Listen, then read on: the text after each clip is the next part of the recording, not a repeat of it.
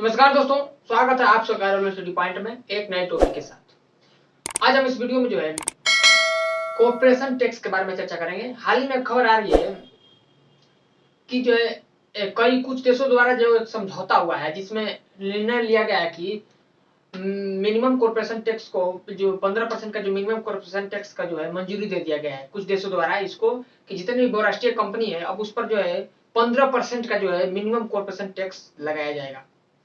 यह समझौता जो है OCED यानी the organisation for economics cooperation and development के सचिव जो है मथियास कॉर्मन के नेतृत्व में ये किया गया है। यह OCED की जो है मुख्यालय इसका जो पेरिस में मुख्यालय इसका स्थित है। इसको जो 1961 में इसकी स्थापना किया गया था। इसका स्थापना का मुख्य उद्देश्य था कि जो जितने भी आर्थिक और व्यापार को बढ़ावा देने के लिए आर्थिक सहायता और व्यापार को बढ़ावा देने के लिए इसको जो स्थापित किया गया था। इसमें लगभग जो है 38 कंट्रियां इसके सदस्य हैं अभी फिलहाल में।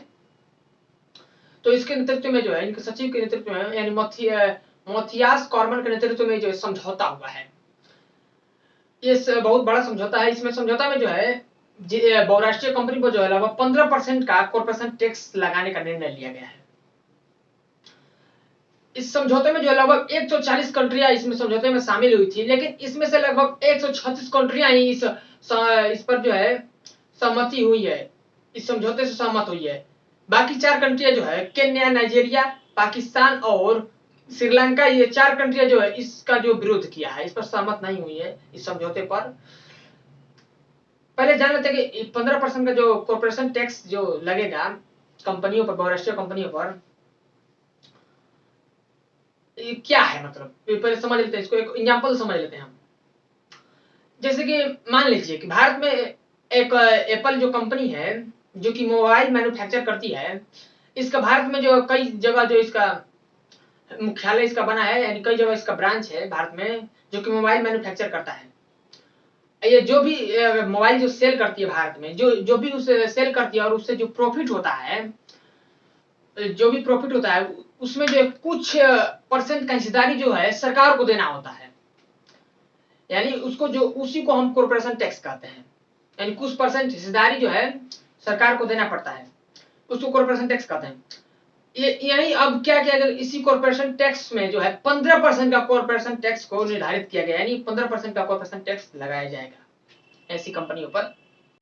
जो ये बहुराष्ट्रीय कंपनी पर 15% का जो मिनिमम कॉर्पोरेशन टैक्स को जो मंजूरी दिया गया है, अब समझ लेते हैं कि इससे जो है कई कंट्रियों, इससे कुछ कंट्रियों को लाभ क्या होगा और इस पर अब खास करके अब भारत में इसका क्या प्रभाव पड़ेगा और भारत को क्या इससे लाभ होगा, आगे हम समझेंगे इसी वीडियो में।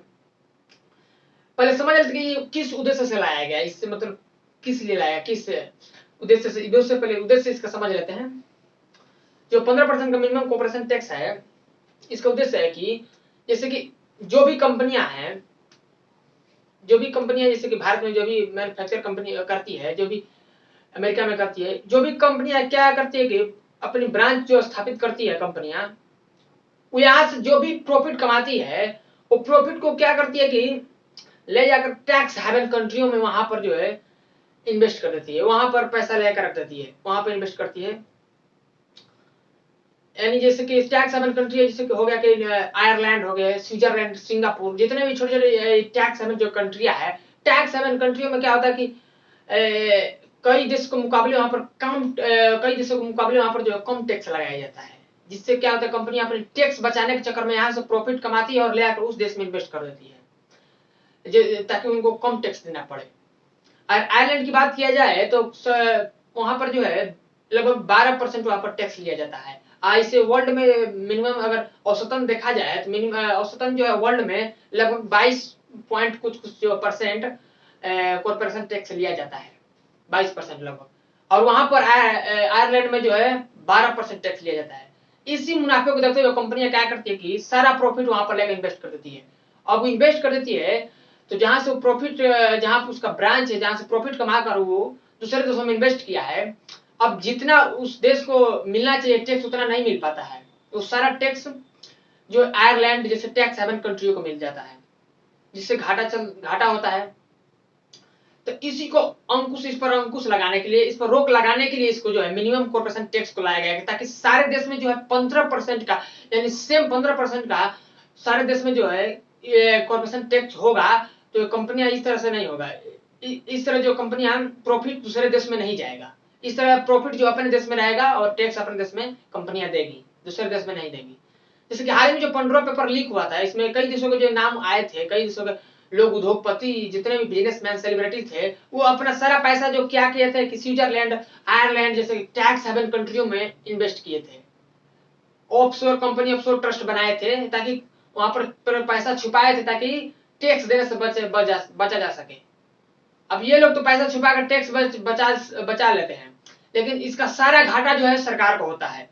यहाँ से प्रॉफिट कमाए और दूसरे देश में धर दिए, दूसरे देश में इन्वेस्ट करती है, इससे क्या होगा, सरकार को घाटा होता है। यानी जितना उसको मिलना चाहिए सरकार को, उस कंट्री को जितना मिलना चाहिए टैक्स, उतना नहीं मिल पाता है, इससे सरकार को घाटा होता है। इसी को अंकुश लगाने के लिए इसको लाया गया है, ताकि सारे देश में 15% टैक्स रहेगा। इस तरह अपना जितना भी जो टैक्स मिलने वाला है उस भरपूर मिलेगा टैक्स, यानी जो भी कंट्री दूसरे देशों में प्रॉफिट नहीं धरेगी, अपने देश में रहेगा, इसलिए टैक्स मिलेगा। ये OECD यानी the organisation for economics cooperation and development के द्वारा कहा गया है कि अगर इस मिनिमम कॉर्पोरेशन टैक्स को 15% का जो मिनिमम कॉर्पोरेशन टैक्स अगर लागू किया जाता है अगर देशों में, तो इससे क्या होगा कि देशों को लगभग 150 बिलियन डॉलर का जो है नया राजस्व प्राप्त होगा, यानी प्रॉफिट होगा 150 बिलियन डॉलर का।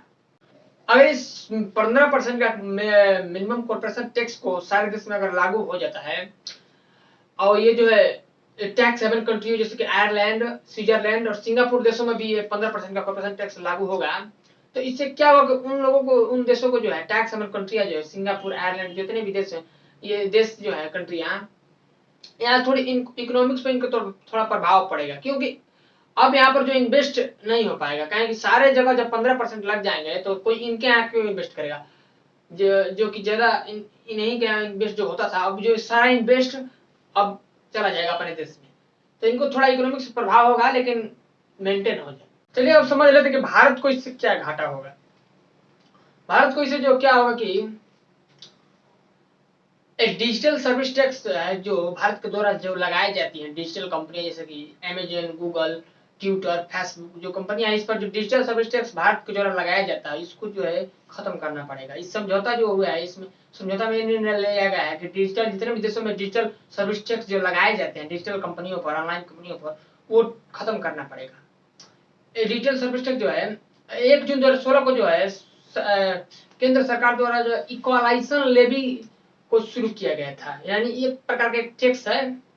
इसमें क्या था कि जितने भी अमेजन हो गया, गूगल कंपनी, ट्विटर, फेसबुक, जो भी कंपनियां हैं, वो जो गूगल पर जितने भी ऐड जो दिखाए जाते हैं, ऐड जो, उस ऐड पर जो है सरकार के द्वारा इसके थ्रू 6% का टैक्स लगाया जाता था, यानी 6% का लेवी, यानी इक्वालेशन लेवी के तहत जो 6% का टैक्स लगाया जाता है, यानी जो भी ऐड जो गूगल दिखाता है वो ऐड पर भी लगाया जाता है। और अमेजन से जो भी हम प्रोडक्ट मंगाते हैं उस प्रोडक्ट पर, हर प्रोडक्ट पर जो है 6% का टैक्स लगाया जाता है, यानी ऑनलाइन कंपनियों पर, ये ऑनलाइन कंपनियों के लिए खास कर लाया गया था, यानी 6% उसमें हिस्सेदारी सरकार की होती थी।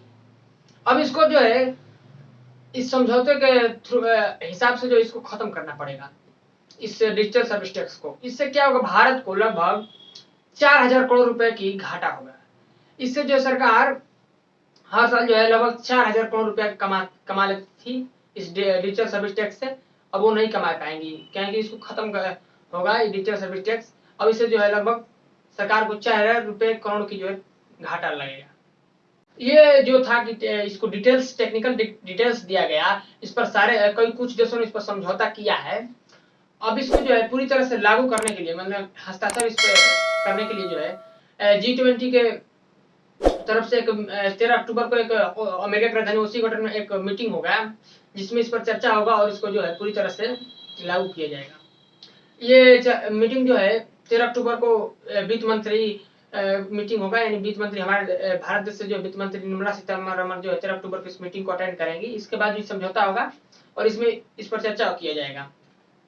और फिर अगले इसी अक्टूबर में, अगले महीने में जो है प्रधानमंत्री के जो कई G20 के जितने भी हिस्से लिए हैं, भारत इसमें शामिल है G20 के सम्मेलन में। इसके सारे जो प्रधानमंत्री जो है G20 में जितने भी देश शामिल है, इसके सारे प्रधानमंत्री इस पर मीटिंग करेंगे कॉर्पोरेशन टैक्स पर, और इस पर अंतिम जो हस्ताक्षर होगा और इसको कानून को लागू कर दिया जाएगा। यानी अब बहुराष्ट्रीय कंपनी पर 15% का कॉर्पोरेशन टैक्स लगेगा, इसको पूरी तरह से लागू कर दिया जाएगा। Thank you so much for watching this video. ऐसे ही नॉलेजफुल वीडियो देखने के लिए हमारे राउंड पॉइंट चैनल को सब्सक्राइब करें और इस वीडियो को लाइक करें, शेयर करें। धन्यवाद।